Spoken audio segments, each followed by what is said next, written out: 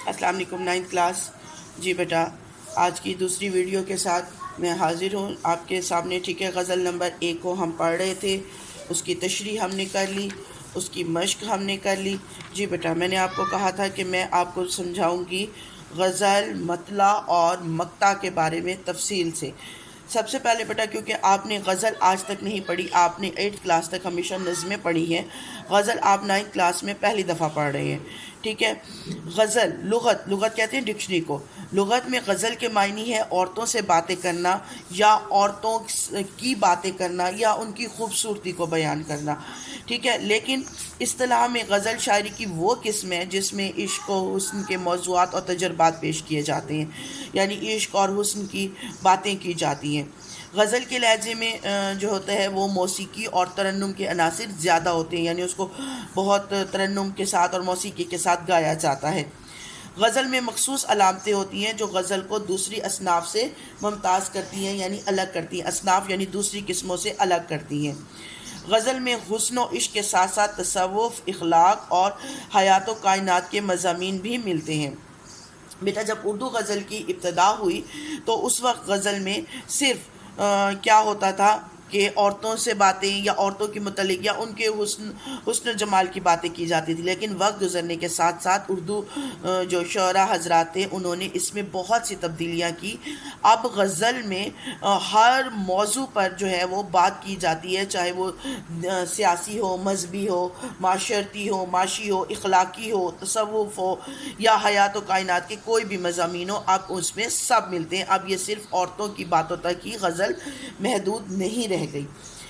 اس غزل کی ایک انفرادی خصوصیت یہ ہوتی ہے کہ نظم، اور اس میں یہ فرق ہوتا ہے کہ نظم جو ہوتی ہے اس کے تمام اشعار ایک ہی موضوع پر لکھے ہوتے ہیں، چاہے وہ جتنے بھی اشعار ہوں، چاہے وہ 10 ہوں، 12 ہوں، جتنے بھی اشعار ہوں گے وہ سب ایک موضوع پر لکھے ہوں گے. کہ لیکن غزل کا ہر شعر موضوع کے اعتبار سے مکمل ہوتا ہے اور اس کے دوسرے اگلے یا پچھلے شعر کا محتاج نہیں ہوتا.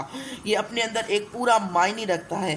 ٹھیک ہے. اس کا ہر شعر اپنے موضوع سے جو ہے وہ مختلف ہو سکتا ہے. اگر ایک شعر میں ایک موضوع پر بات ہوئی ہے تو دوسرے شعر میں دوسرے موضوع پر بات ہو سکتی ہے. ضروری نہیں ہے کہ وہ دونوں جو ہیں وہ ایک دوسرے سے مطابقت رکھتے ہوں، ایک ہی موضوع پر بات کرتے ہوں.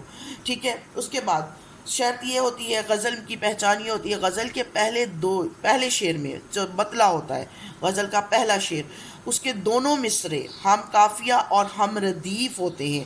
ہم قافیہ وہ الفاظ جو ہم آواز ہوتے ہیں، اور ردیف، اور قافیہ پہلے آتا ہے، ردیف بعد میں آتا ہے. ٹھیک ہے. ردیف کا مطلب ہوتا ہے پیچھے سوار ہونے کے، یعنی یہ بعد میں آتا ہے، اور یہ وہ الفاظ ہوتے ہیں جو تبدیل نہیں ہوتے، ایک ہی رہتے ہیں. باقی اشعار کے ہر دوسرے مصرے میں قافیہ موجود ہوتا ہے. غزل کا آخری شعر مقطع کہلاتا ہے، بشرط یہ کہ، یعنی شرط یہ ہے کہ اس میں شاعر نے اپنا تخلص استعمال کیا ہو. ٹھیک ہے. یہ تو ہو گئی بیٹا غزل کی یہ بات خصوصیت ضرور یاد رکھیے گا کہ اس کا ہر شعر موضوع کے اعتبار سے مکمل ہوتا ہے اور ایک دوسرے سے مختلف ہوتا ہے، ایک دوسرے شعر کے اگلے یا پچھلے شعر کا محتاج نہیں ہوتا. مطلع کے معنی نکلنے کے ہیں یا طلوع ہونے کے ہیں. اصطلاح میں غزل یا قصیدے کے پہلے شعر کو مطلع کہا جاتا ہے. چونکہ غزل یا قصیدہ اس شعر سے شروع ہوتا ہے اسی لیے مطلع کہا جاتا ہے. مطلع کے دونوں مصرے ہم قافیہ اور ہم ردیف ہوتے ہیں. اسی غزل سے ہم مثال لے لیتے ہیں، جیسے ہستی اپنی حباب کی سی ہے، یہ نمائش سراب کی سی ہے.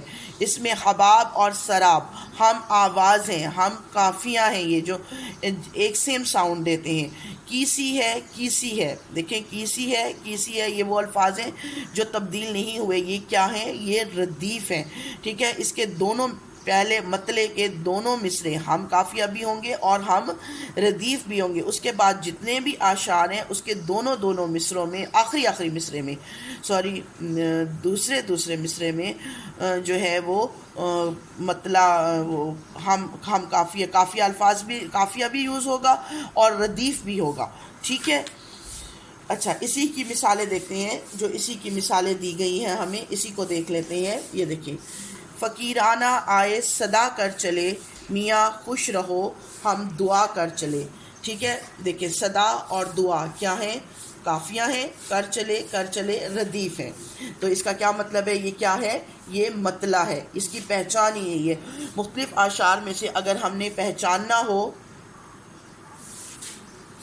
ٹھیک ہے، یہ اسی کی پہچان ہی یہی ہوتی ہے کہ ہم اس کو ایسے ہی پہچانیں گے کہ اس کے دونوں مصرے ہم کافیہ بھی ہوں گے اور ہم ردیف ہوں گے. اس طرح ہمیں پتہ چل جائے گا کہ یہ کیا ہے؟ مطلع ہے. جہاں تیرا نقش قدم دیکھتے ہیں، خیاباں خیاباں ارم دیکھتے ہیں.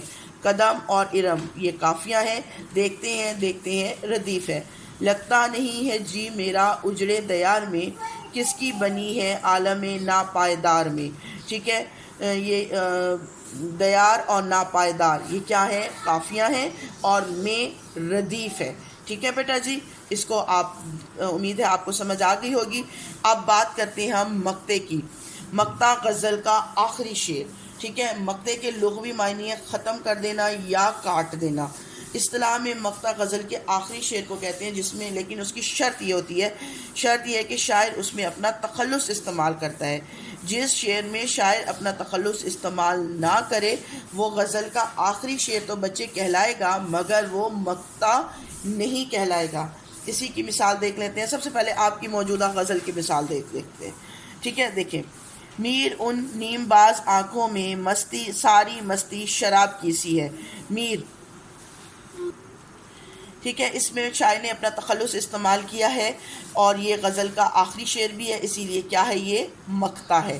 اب دیکھیں اس میں ہمیں جو مثالیں دی گئی ہیں، پہلے اب وہ پڑھ لیتے ہیں.